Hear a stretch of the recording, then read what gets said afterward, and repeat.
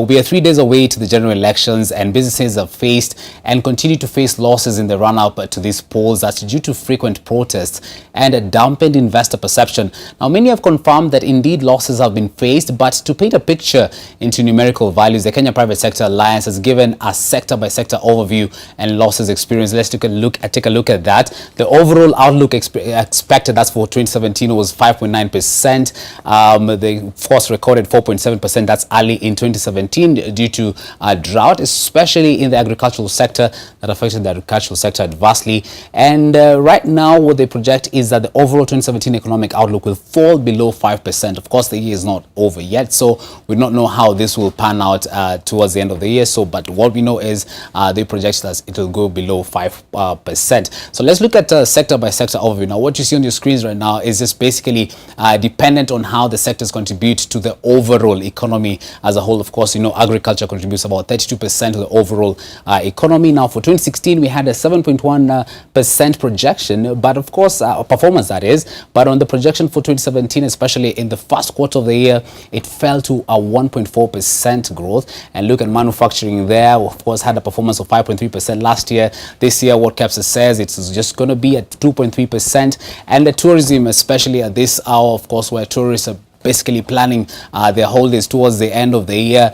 This, of course, we expect a fall in 2017 to come into 13.4%.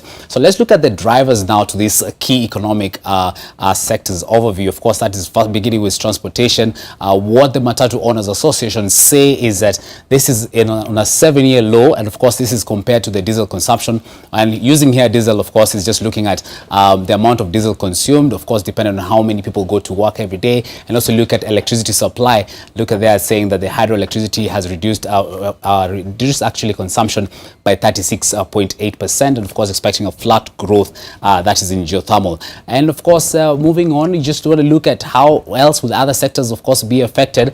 Key among them, of course, you're looking at education, and you look at the performance at the Nairobi Securities Exchange. Of course, this is not news that the school calendar has been disrupted, of course, in view of the current political situation, and of course, with the national exams. And last but not least, of course, looking at the tertiary institutions that have also affected ongoings at the institutions of higher learning.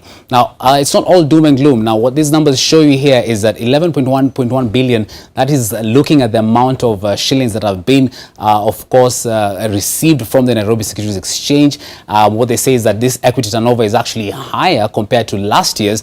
But the question is this money flowing into the country or out of the country? Of course, considering that 70% of investors at the Nairobi Securities Exchange are actually international investors. So, and tomorrow, actually, we should say that we're expecting a full report from the Capital Markets Authority on a full overview of the complete performance at the Nairobi Securities Exchange, of course, with the general capital markets outlook. So, still staying with what KEPSA says is that, of course, there's been major event cancellations. This is in the run-up towards the elections. We had, of course, the Safari Service expected here. We had the United Nations AIDS Coalition Committee, all events which have been postponed, of course, in light of this election jitters. We also had low investor confidence, and of course, they're looking towards how do you ensure that this will look towards in the coming months. So a lot more on concerns there by the private sector. But last but not least, of course, what KEPSA says is that at the end of it, of course, businesses maintain a cautiously optimistic outlook, saying that, well, we are indeed going into an elections, but what will be the meat of it all is how the country, of course, moves on from here.